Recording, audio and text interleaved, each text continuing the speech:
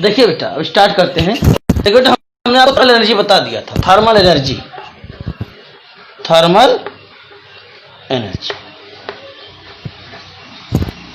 ठीक है ना। थर्मल एनर्जी हमने बता दिया था आपको, ठीक है ना। तो थर्मल एनर्जी सबसे ज्यादा किसका होता है? आपका गैस का। और सबसे कम किसका होता है? आपका सॉलिड का, ठीक है ना। क्योंकि सॉलिड में इंटरमॉलिक्यूलर फोर्स ऑफ अट्रैक्शन क्या होता है? हाई होगा। अगर थर्मल एनर्जी किसी का हाई होगा तो उसके मॉलिक्यूल्स मूव करने के लिए क्या होंगे? फ्री होंगे आपके, ठीक है ना। तो थर्मल एनर्जी के बारे में हमने आपको बता दिया था, ऑर्डर भी बता दिया था प्रीवियस लेक्चर में, ठीक है ना। अब हम बेटा जो है ट्रू सॉलिड किसे कहते हैं? ट्रू सॉलिड, ठीक है ना। अब हम पढ़ेंगे डिफिनेशन ट्रू सॉलिड।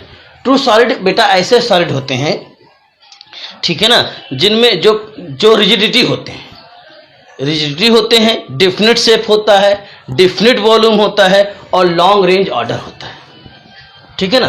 ट्रू आपके सॉलिड ऐसे सॉलिड होते हैं, ट्रू सॉलिड आपके ऐसे सॉलिड होते हैं, ठीक है ना, जो आपके रिजिडिटी होते हैं। ये देखिए RIGI, ठीक है, रिजिडिटी, रिजिडिटी होते हैं आपका, डिफिनिट शेप होता है, डिफिनिट वॉल्यूम होता है और लॉन्ग रेंज ऑर्डर होता है। लॉन्ग रेंज ऑर्डर देखिए, जैसे मान लीजिए आपका ये मान लीजिए कॉन्स्टिट्यूएंस पार्टिकल्स है, कॉन्स्टिट्यूएंस पार्टिकल है, तो जब कॉन्स्टिट्यूएंस पार्टिकल के between force of attraction strong होगा तभी तो एक लॉन्ग चेन बनाएंगे भाई। जब कॉन्स्टिट्यूएंस जो पार्टिकल्स हैं इनके between force of attraction strong होगा तभी तो एक लॉन्ग चेन बनाएंगे। तो आपके जो ट्रू सॉलिड होते हैं इसमें जो है फोर्स ऑफ अट्रैक्शन बहुत स्ट्रांग होता है, इसी वजह से क्या करते हैं ये लॉन्ग ऑर्डर के जो है एक बनाते हैं, लॉन्ग ऑर्डर रेंज में होते हैं आपके, ठीक है ना। अगर ये फोर्स वीक होगा तो लॉन्ग रेंज ऑर्डर में नहीं होंगे आपके, ठीक है ना। तो ट्रू सॉलिड का डिफिनेशन लिखिए, चलिए ट्रू सॉलिड क्या होते हैं।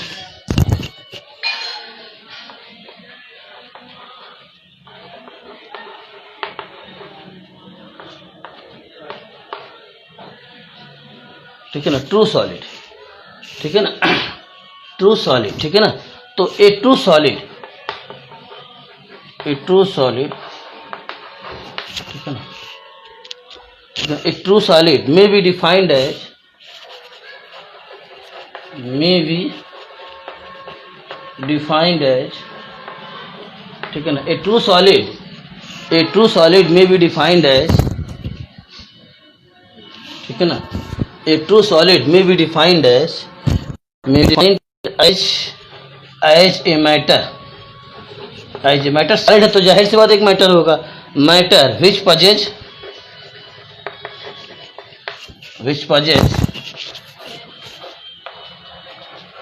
ठीक है ना, ठीक है ना, defined as a matter which possesses rigidity, which possesses rigidity, definite,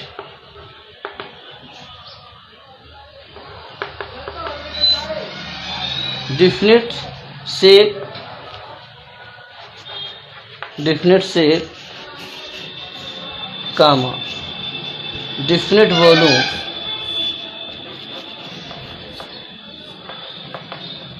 definite volume and long range of order, and long range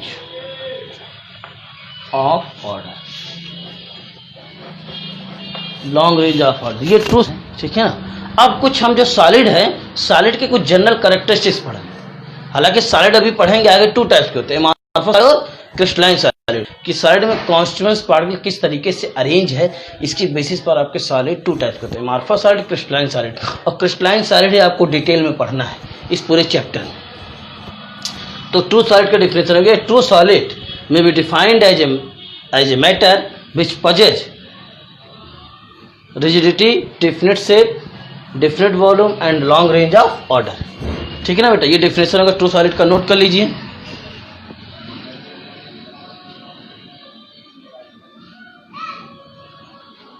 ठीक है बेटा, नहीं बेटा इसके पहले हमने कुछ नहीं लिखाया है, ठीक है।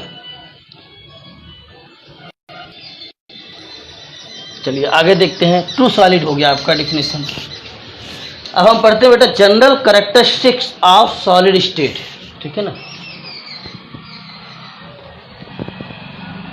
General characteristics of solid.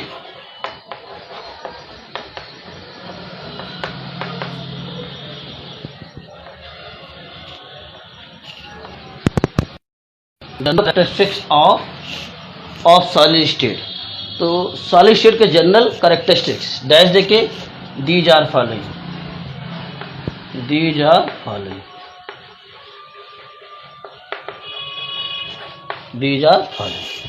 ठीक। फर्स्ट देखिए, पहला आपका है कि they have definite volume and shape. Solid का पहला ऐसा कैरेक्टरिस्टिक होता है दे हैव डिफिनिट, ठीक है ना, shape and volume. First point they have, ठीक है ना, दे हैव डिफिनिट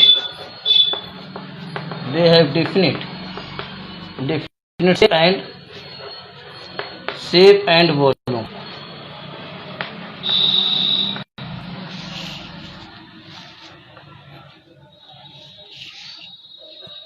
ठीक है ना, they have definite shape and volume,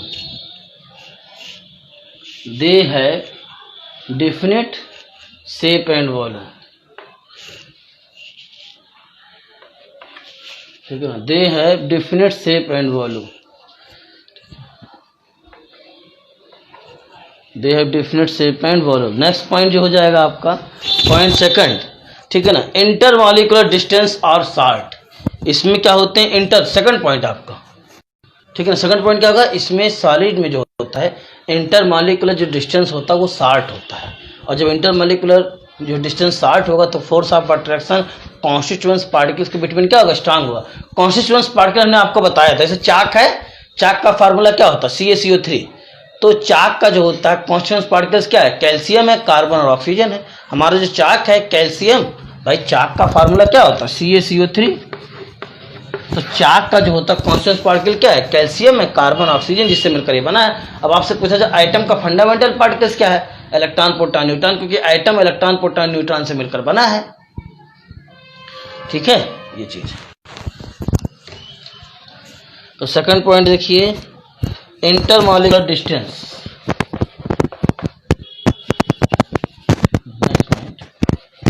दे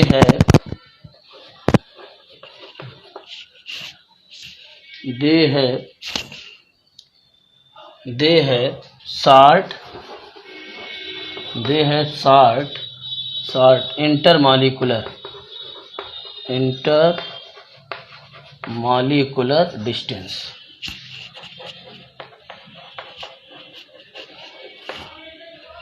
ठीक है ना। दे है शार्ट इंटरमॉलिक्यूलर डिस्टेंस, मतलब इनमें इंटरमॉलिक्यूलर डिस्टेंस क्या होता है, शार्ट होता है आपका, ठीक है ना। और उनके जो कॉन्स्टिट्यूएंट्स पार्टिकल्स होते हैं, जो सॉलिड के जो कॉन्स्टिट्यूएंट्स पार्टिकल होते हैं वो एटम भी हो सकता है। जैसे मान लीजिए आयरन की रॉड ले लिया, तो आयरन की रॉड में कॉन्स्टिट्यूएंट पार्टिकल क्या होगा, Fe एटम होगा। और मॉलिक्यूल्स भी हो सकता है, जैसे P4 आपका है सॉलिड स्टेट में है आपका, फास्फोरस आपका सॉलिड स्टेट में है आपका, तो ये मॉलिक्यूल्स हो गए। कैसा मॉलिक्यूल्स, होमो एटॉमिक मॉलिक्यूल्स है। और आयन भी हो सकता है, जैसे हमने कहा हमारे पास सोडियम क्लोराइड का क्रिस्टल है, सोडियम क्लोराइड का क्रिस्टल है, सॉलिड फॉर्म में आपका। तो इसमें क्या होगा आपका कॉन्स्टिट्यूएंट पार्टिकल Na+ और Cl- आयन हो जाएंगे। तो आपका मेरे कहने का मतलब है कि जो आपके सॉलिड होते हैं इसमें जो कॉन्स्टिट्यूएंट पार्टिकल्स हैं वो एटम भी हो सकता है, मॉलिक्यूल्स भी हो सकता है, आयन भी हो सकता है, ठीक। और जो होता है फिक्स पोजीशन, इनका जो पोजीशन होता है वो फिक्स होता है, और ये अपने पोजीशन पर केवल क्या करते हैं, जैसे मान लीजिए हमने कहा हमने एक क्यूब बनाया, NaCl का क्रिस्टल स्ट्रक्चर जो होता है वो क्यूबिक शेप होता है, ये क्यूब है,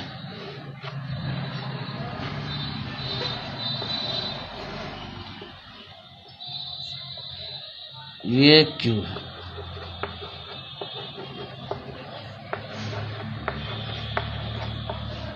ये क्या बेटा, एक क्यूब है, ठीक है ना। क्यूब मतलब आपका ये NaCl, ये आपका जो होता है कॉन्स्टिट्यूएंट्स पार्टिकल है, क्या है ये कॉन्स्टिट्यूएंट्स, मतलब सोडियम और क्लोरीन। जहां हमने पॉइंट दिखाया है यहीं पे सोडियम और क्लोरीन है, Na+ Na plus and Cl minus ion आपके यहीं पर हैं जहाँ हमने दिखाया है आपको, ठीक है ना। तो ये क्या होंगे, ये ऐसा नहीं है कि ये सोडियम आपका मूव करके ये Na प्लस आपका यहाँ आ जाएगा, ये वाला है, ऐसा नहीं होगा आपका।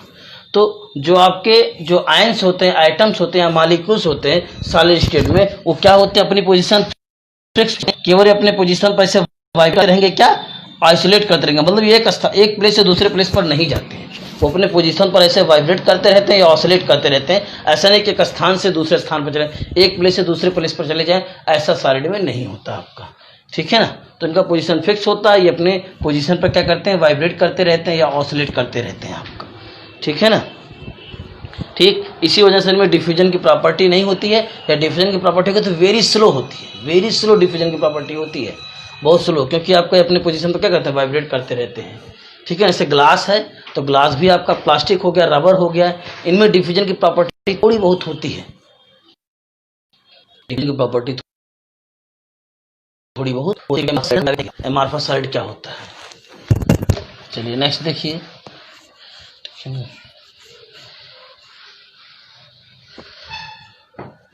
देखिए देयर कॉन्स्टिट्यूएंट पार्टिकल्स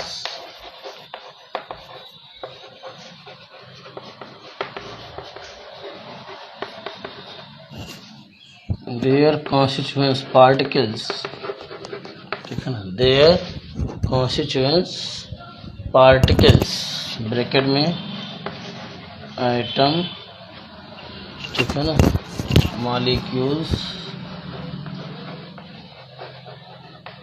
और आयंस, एटम मॉलिक्यूल्स और आयंस ब्रैकेट क्लोज, है fix position, have fixed position,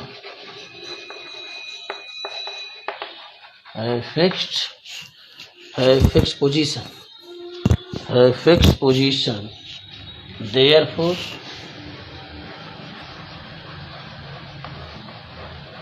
have fixed position, ठीक है ना, fixed position,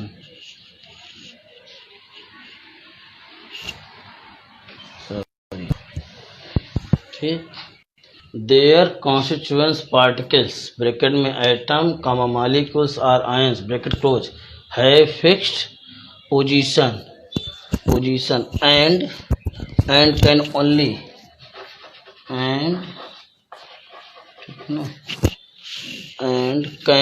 only oscillate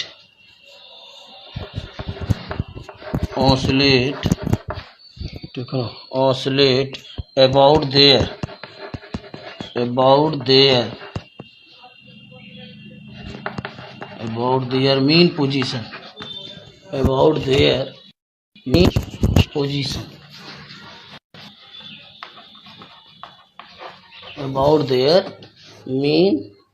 position, therefore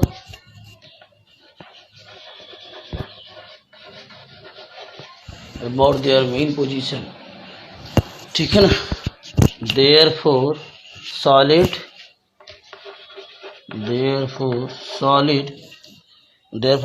diffuse very slowly,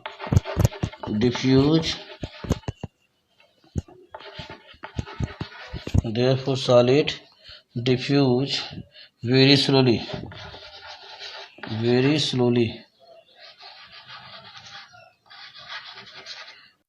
therefore diffuse very slowly,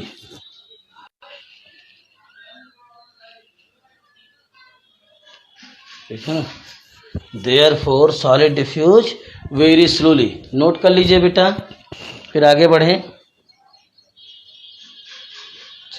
therefore solid diffuse very slowly, ऊपर का थोड़ा सा मिटा देते हैं, नोट हो गया हो तो, कोई कंफ्यूजन हो तो बताइएगा बेटा। हल्का दिशा, ठीक है ना।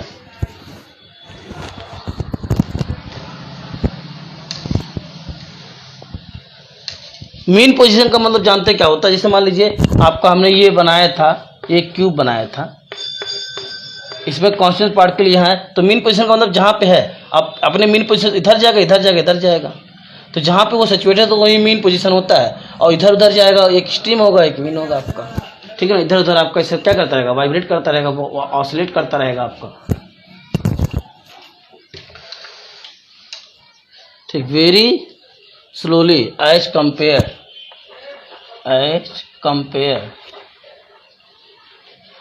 वेरी स्लोली, ठीक है ना, as compare liquids and gases, as compare to liquids and gases, liquid and gases. Third point हो गया आपका। ठीक, डिफ्यूज वेरी स्लोली नीचे लिखा लास्ट में, diffuse very slowly.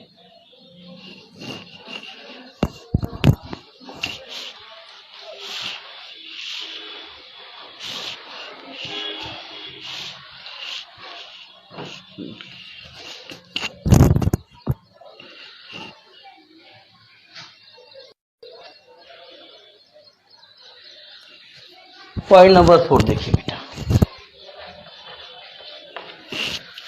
Point number 4 क्या है, ठीक है ना, they are incompressible and rigid. आपको जो सॉलिड होते हैं वो इनकम्प्रेसिबल है, कंप्रेसिबल का मतलब होता है, इनकम्प्रेसिबल का मतलब उन्हें दबाने पर दबते नहीं है, ठीक है ना, और रिजिड होते हैं आपका। तो नेक्स्ट पॉइंट लिखिए, दे आर, ठीक है ना, दे आर इनकम्प्रेसिबल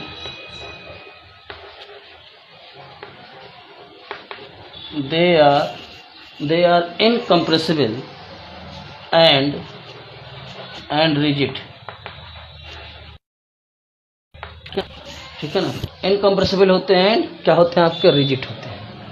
ठीक है, पॉइंट नंबर 5 देखिए, point number 5, solid have high density.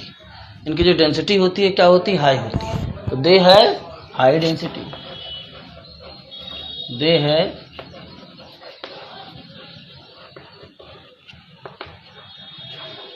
High density,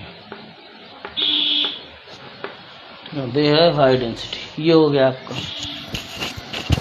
अब बेटा हम पढ़ेंगे कॉन्स्टिट्यूएंट्स जो होता है, पार्टिकल्स क्या होता है, हमने आपको बता दिया है, ठीक है ना। कॉन्स्टिट्यूएंट्स पार्टिकल आप जानते हैं, कोई भी मैटर जिस पार्टिकल से मिलकर बना होता है वही इसका कॉन्स्टिट्यूएंट्स पार्टिकल होता है।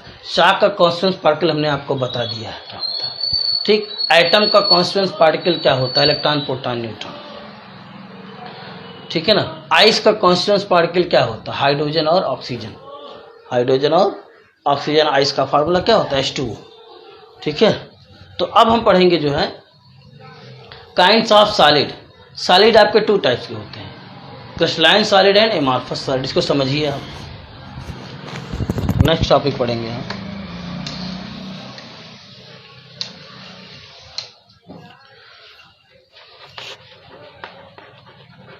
काइंड्स ऑफ सॉलिड, ठीक है ना, काइंड्स ऑफ सॉलिड, सॉलिड के प्रकार, ठीक है ना, सॉलिड के प्रकार, काइंड्स ऑफ सॉलिड। देखिए सॉलिड जो होता है on the basis of arrangement of constituents particles, ठीक है ना, कॉन्स्टिट्यूएंट्स पार्टिकल के अरेंजमेंट की बेसिस पर सॉलिड आपके 2 टाइप्स के होते हैं। कुछ सॉलिड ऐसे होते हैं जिसमें कॉन्स्टिट्यूएंट्स पार्टिकल्स आपके वेल रेगुलरली अरेंज होते हैं, तो उसे हम क्या कहते हैं, क्रिस्टलाइन सॉलिड। जैसे आयरन की रॉड हो गया, मेटल हो गया, डायमंड हो गया, ग्रेफाइट हो गया, फुलरीन हो गया, ठीक है ना। और कुछ सॉलिड ऐसे होते हैं जिसमें कॉन्स्टिट्यूएंट्स पार्टिकल आपके तरीके से अरेंज नहीं होते हैं, तो सॉलिड जो होता है एमॉर्फस सॉलिड होते हैं। इसका एग्जांपल हो जाएगा ग्लास, प्लास्टिक, रबर, ये सब आपके एग्जांपल्स हो जाएंगे। जैसे समझिए, पहले इसको लिख लीजिए तब एक डायग्राम बना के आपको समझाते हैं। तो किस बेसिस पर सॉलिड 2 प्रकार के होते हैं बेटा, on the basis of arrangement of constituents particles. Constituents particles क्या होता है मैंने बताया है, कोई भी मैटर जिस पार्टिकल से जिस स्मॉलेस्ट पार्टिकल से मिलकर बना होता है वही उसका क्या होता है, कॉन्स्टिट्यूएंट्स पार्टिकल होता है। कोई भी मैटर जिस स्मॉलेस्ट पार्टिकल से मिलकर बना होता है वही उसका क्या होता है, कॉन्स्टिट्यूएंट्स पार्टिकल्स होता है। तो कॉन्स्टिट्यूएंट्स पार्टिकल्स किसी भी मैटर में, किसी भी सॉलिड में किस तरह से स्थित है, अच्छी तरीके से एक रेगुलर वे में, एक हॉरिजॉन्टल वर्टिकल रो में एक अच्छी तरीके से व्यवस्थित है तो वो क्रिस्टलाइन हो जाएगा, और अच्छी तरीके से व्यवस्थित नहीं है, इर्रेगुलरली आपके अरेंज है, तो वो क्या हो जाएगा आपका, एमॉर्फस सॉलिड हो जाएगा आपका, ठीक है ना। तो लिखेंगे on the basis of on the basis of arrangement, ठीक है ना, on the basis of arrangement of on the basis of arrangement of constituent particles, ठीक है ना, on the basis of arrangement of constituent particles, on the basis of arrangement of constituent particles, this solid is two types, this solid is two types, ठीक। First आपका हो जाएगा क्या, crystalline solid,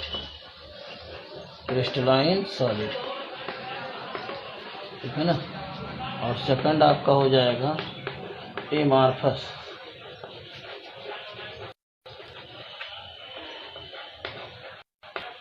है ना, क्रिस्टलाइन सॉलिड और second आपका हो जाएगा क्या, क्रिस्टलाइन सॉलिड और एमार्फस सॉलिड, ठीक है ना।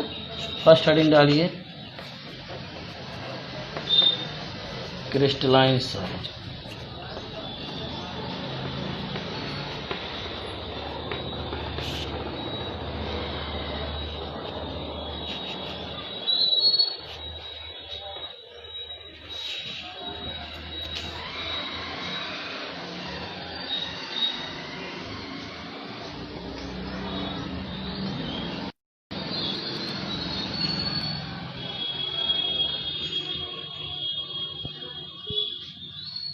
ठीक है ना। क्रिस्टलाइन सॉलिड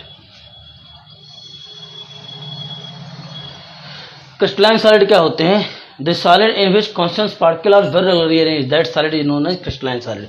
जैसे देखिए डायग्राम से आपको समझाते हैं,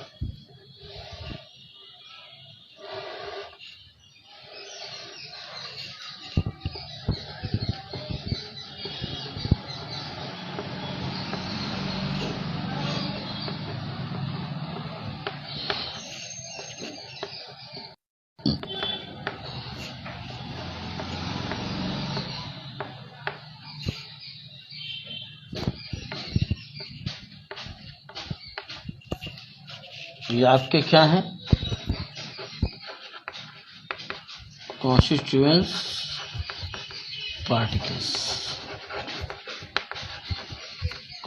पार्टिकल्स है, और इनके बीच में क्या है, ये इंटर पार्टिकल स्पेस,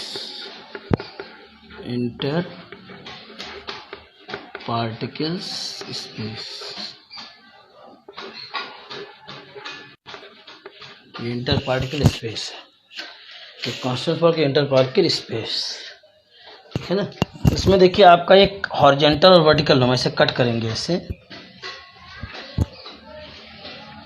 ये सब कट जा रहे हैं आपके, एक रो में अरेंज है, हॉरिजॉन्टल और वर्टिकल रो में अरेंज है आपके कॉन्स्टिट्यूएंट पार्टिकल, ठीक है, कॉन्स्टिट्यूएंट पार्टिकल एक हॉरिजॉन्टल और वर्टिकल रो में अरेंज है आपके, ठीक है ना।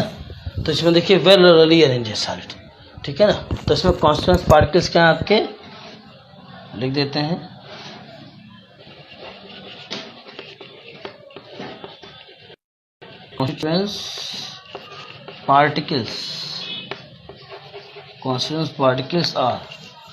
constituent particles are well regularly arranged,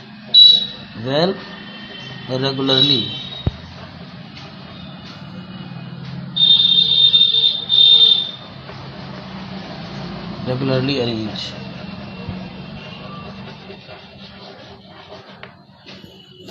constituents particles are well regularly arranged, constituents particles are well regularly arranged,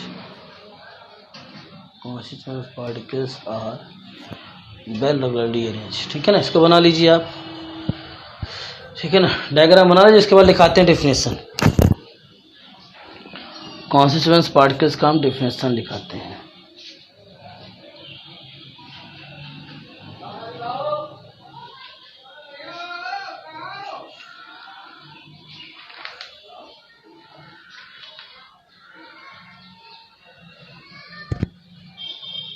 चलिए आगे देखते हैं, बना लीजिएगा इसको, ठीक है। डेफिनेशन लिखिए, ठीक है ना। देखिए आपके जितने भी कॉन्स्टेंट पार्टिकल थे वो अच्छे तरीके से रेगुलर, हॉरिजॉन्टल, वर्टिकल और इंटरमॉलिक्यूलर स्पेस सब में सेम था आपका, ठीक है ना।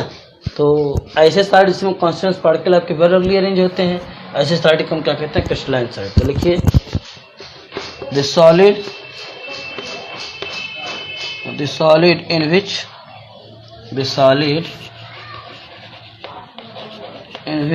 constituents, ठीक है ना, the solid in which constituents particles, the solid, ठीक है ना, the solid in which constituents particles are well regularly, the solid in which constituents particles are well regularly arranged, that solid is known as, that solid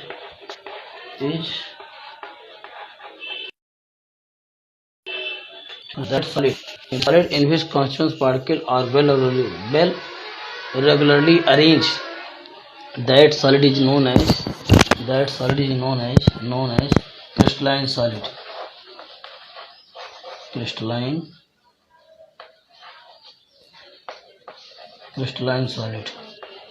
That solid is known as crystalline solid. Example: diamond, graphite, fullerene,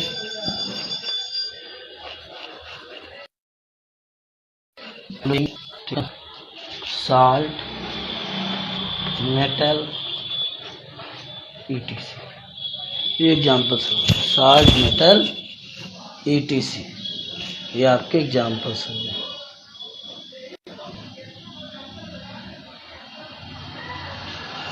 ठीक है। अब आगे देखते हैं, note कर लीजिए फिर आगे बढ़े।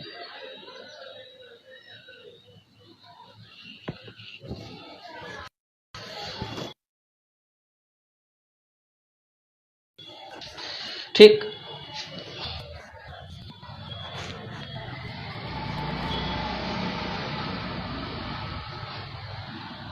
चलिए एग्जाम्पल्स और लिखा देते हैं। क्रिस्टलाइन साइड के एग्जाम्पल और लिख लीजिए क्या क्या है, और ठीक है ना। आपका जो होता है एग्जाम्पल्स देख लीजिएगा क्रिस्टलाइन का, और एग्जाम्पल्स NaCl, CaCl, ठीक है ना, NaCl, CaCl, CaF2, ठीक है ना, ZnS, ठीक है ना। Examples NaCl, CaCl, CaF2, ZnS, etc.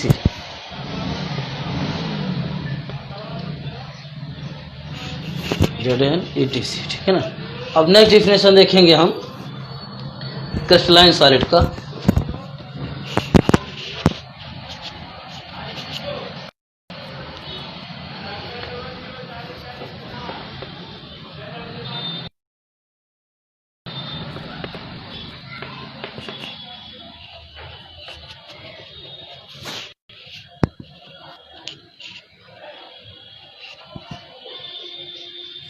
ठीक है ना, क्रिस्टलाइन सॉलिड, ठीक है ना। क्रिस्टलाइन सॉलिड का एक अनदर डिफिनेशन लिखिए, जो हमने पूरा अभी तक पढ़ा है क्रिस्टलाइन सॉलिड के बारे में, उसके अनुसार एक डिफिनेशन और लिख लीजिए आप अनुसार, ठीक है ना। तो दो सॉलिड क्या हो जाएगा, दो सॉलिड, ठीक है ना, दो सॉलिड है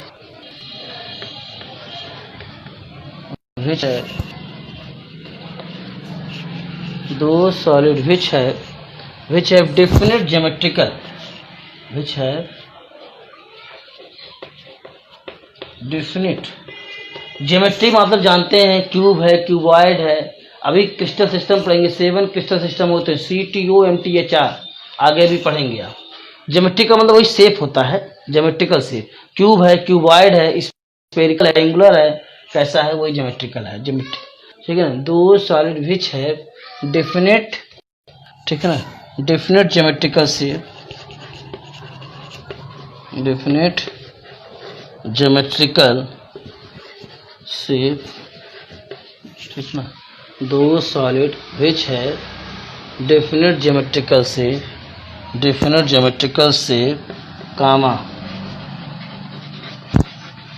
definite geometrical shape, comma, sharp edge, ठीक है ना,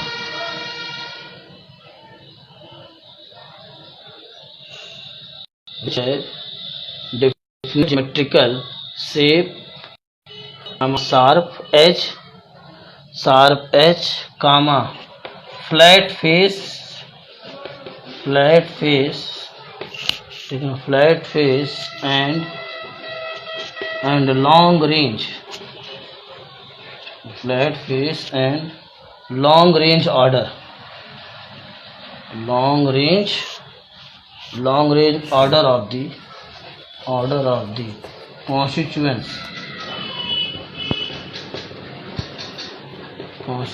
particles, constituents particles are called crystalline solid,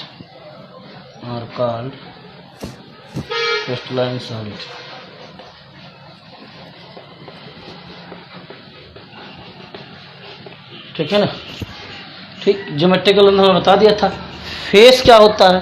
face का मतलब जैसे मान लीजिए आपका ये हमारे पास एक चाक का डब्बा है। चाक का डब्बा कैसा है?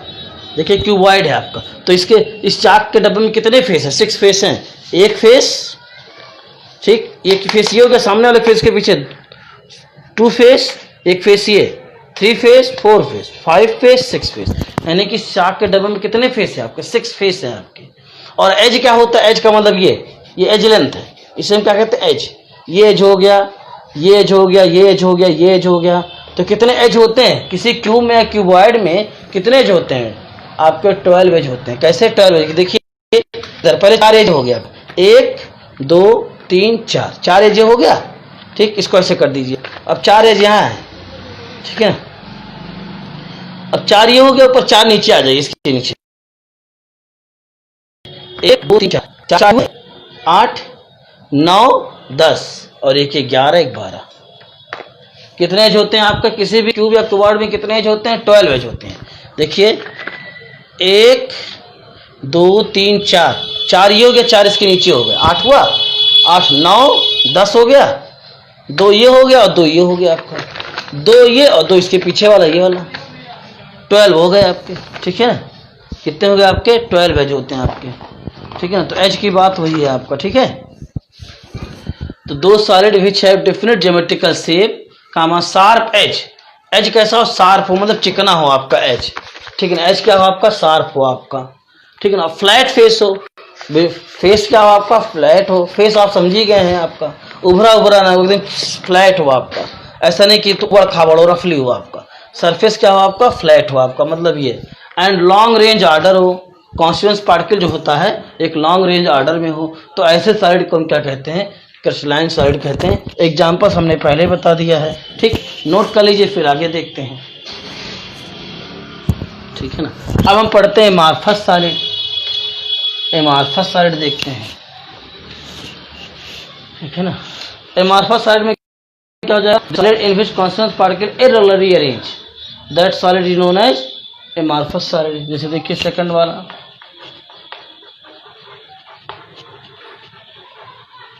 एमार्फस सॉलिड,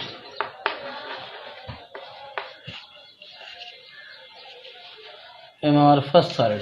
देखिए डायग्राम देखिए इसका, अगर बनाते हैं इसमें,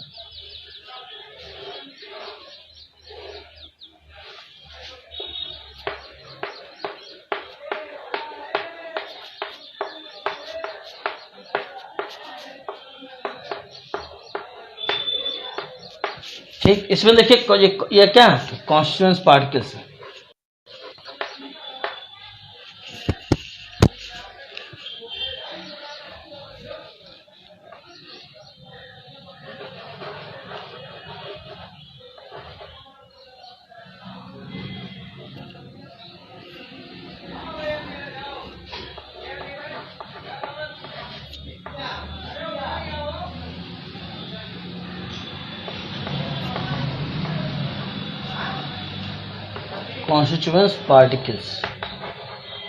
कॉन्स्टिट्यूएंट्स पार्टिकल्स हो गया, ठीक है। और इसके बीच में जो स्पेस है उसे क्या कहेंगे हम, inter particle space, inter particle space,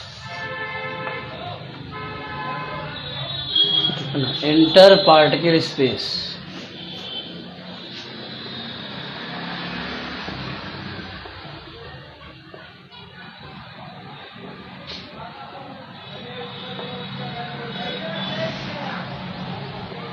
ठीक है ना, inter particle space, constituents particles, constituents particles और इनके बीच इंटर जब पार्टिकल स्पेस होगा। देखिए इसमें इरेगुलरली अरेंज है, कहाँ देखिए हॉरिजॉन्टल और वर्टिकल काटेंगे तो एक रो में अरेंज नहीं है आपका, ना तो हॉरिजॉन्टली ना तो वर्टिकली। तो क्या हो गया आपके कॉन्स्टिट्यूएंट्स पार्टिकल, क्या है आपके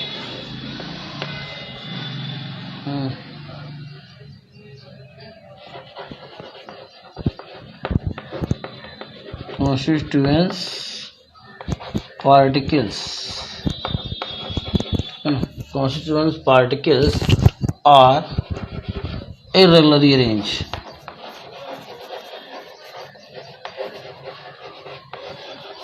regularly arranged। constituent particles are irregularly arranged, constituent particles are irregularly arranged, ठीक है। डिफिनेशन लिखेंगे इसमें, तो देखिए इसमें कॉन्स्टिट्यूएंट पार्टिकल इरेगुलरली अरेंज है, एक रो में नहीं आपके हैं, ठीक है ना। तो क्या जाएगा, the solid in which constituent particles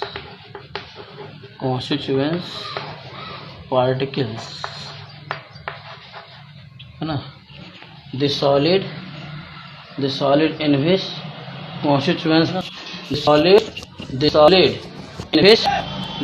in which constituents particles are irregularly arranged, that solid is known as amorphous solid, ठीक है ना। ऐसे सॉलिड जिसमें कॉन्स्टिट्यूएंट्स पार्टिकल्स क्या होते हैं बेटा आपके, इरेगुलरली अरेंज होते हैं, ठीक है ना, इरेगुलरली अरेंज होते हैं, ठीक है ना। ऐसे सॉलिड को हम क्या कहते हैं, एमॉर्फस सॉलिड कहते हैं, ठीक है ना। ठीक, एग्जांपल्स क्या हो जाएगा इसका, एग्जांपल्स देखिए, मिटा देते हैं इसको डायग्राम को।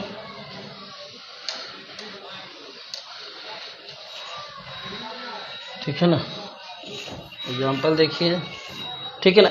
ऐसे सॉलिड जिसमें कॉन्स्टिट्यूएंट पार्टिकल क्या होते हैं, इरेगुलरली अरेंज होते हैं। तो irregularly, the solid in which constituent particles are irregularly arrange, that solid is known as amorphous solid. Example हो जाएगा आपका जो है ग्लास, प्लास्टिक, रबर, ठीक है, ग्लास, प्लास्टिक, रबर, ठीक है ना, ग्लास, प्लास्टिक, रबर, ठीक है ना। और आपका polymers of high molecular mass, ठीक है ना। और क्या हो जाएगा, पॉलीमर,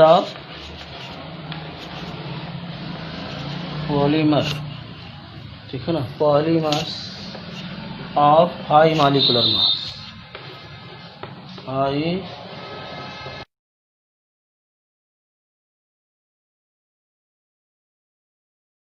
मॉलिक्यूलर मास, हो जाएगा, ठीक है ना। नोट कर लीजिए, एग्जाम्पल्स हो गए आपके, ठीक, एग्जाम्पल्स हो गए हमारे फर्स्ट सॉलिड का। अब कल हम आपको एक डिफिनेशन और एमार्फस सॉलिड का, उसको भी देख लीजिए, तब आगे जो है हम बढ़ते हैं। एक डिफिनेशन और एमार्फस सॉलिड का, उसको भी देख लीजिए, तब आगे हम बढ़ते हैं। ठीक है, मिटाते हैं बुक्स का जो ये तो हमने अपने अकॉर्डिंग लिखाया है। अनदर डिफिनेशन एमार्फस सॉलिड का लिखिए, another definition of amorphous solid inverted comma में लिखिए आपका। ठीक है, दो सॉलिड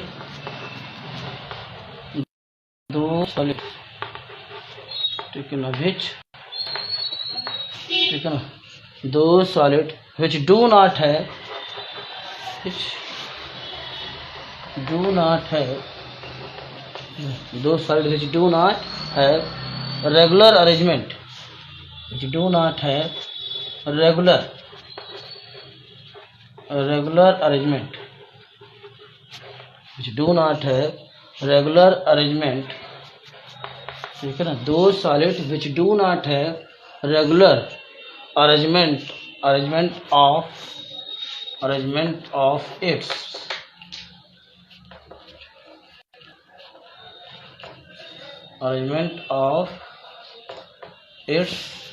ठीक है ना, arrangement of its constituent particles, constituents particles।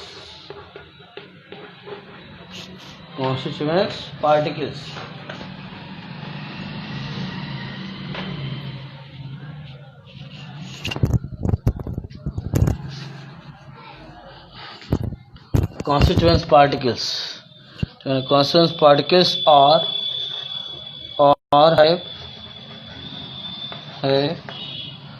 have short range order और है short range order। ठीक है ना, और है short range order of their, और है short range order of their constituents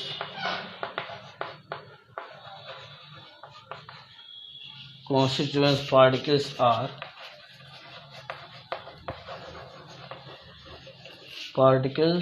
are called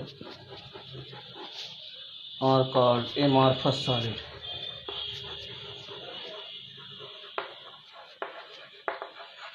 ठीक है ना, are called amorphous solid।